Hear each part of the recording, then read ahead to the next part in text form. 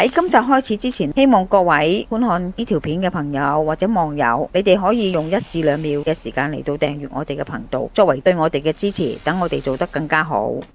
今日同大家分享嘅湯水就叫做四物湯。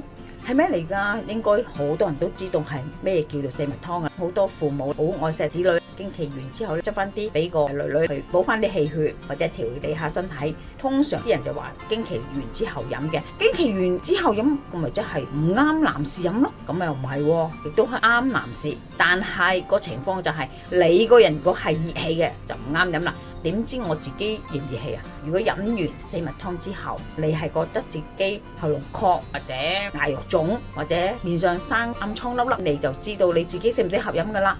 如果你想知道自己適唔適合飲嘅話，你都亦可以去詢問下你自己嘅醫師。你而家市面上好多嗰啲一包包嘅湯水，亦都有四物湯賣嘅，啱唔啱呢？你要問個醫師你個身體嘅狀況。如果你真係想補身嘅話，真係月底嘅買咗翻嚟，或者你叫醫師加翻啲其他嘅配料落去，等佢冇咁熱氣咯。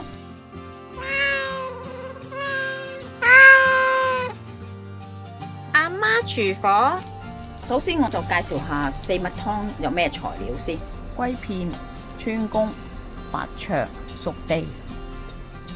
熟地就係由生地黃經過加埋黃酒半蒸至內外嘅色黑色，同埋有油潤嘅，或者係直接蒸到黑潤而成。熟地係一個個嘅，翻嚟之後就要切片，屬於補血藥嚟嘅。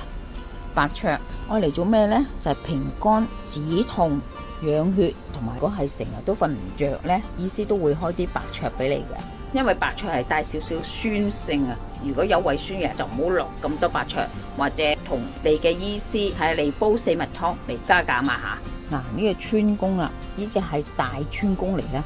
佢係味辛性溫嘅，可以驅風活血止痛。通常我哋都用啲川芎嚟煲魚頭，川芎白芷煲魚頭最常見，同埋佢好中意煲嘅。但係有啲人就受唔到川芎嘅，如果有啲人火底或者燥底係唔受到川芎嘅，所以有啲人只係可以用3錢，啲人只係用1錢或者2錢嘅啫。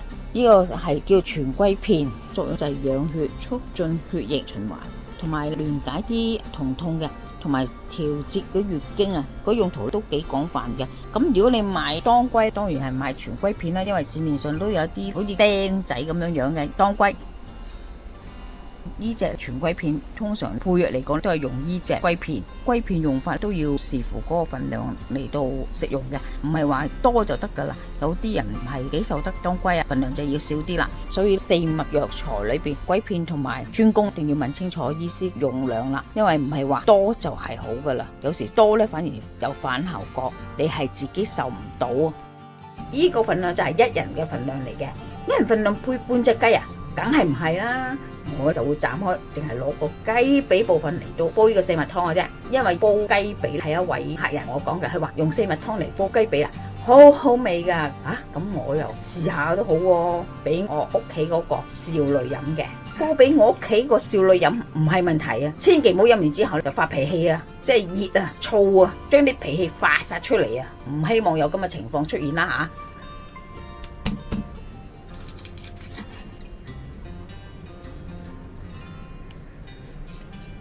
俾呢個部分去夠啦，其他部分咧留翻俾我哋冬菇蒸雞，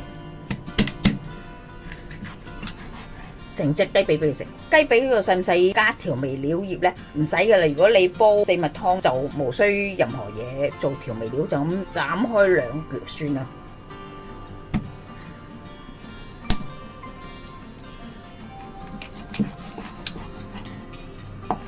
有啲肥膏起埋嚟先。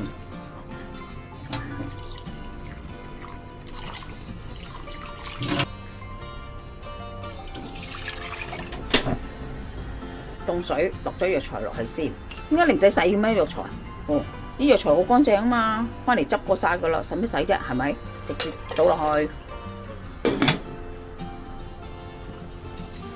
佢而家滾啊，等佢滾一陣間先至落雞髀，因為熟地嘅關係，所以佢啲水咧係黑色嘅。我而家放個髀落去啦。為咗等佢冇咁鞋呢個髀，我哋較個火係慢少少。煲好咯。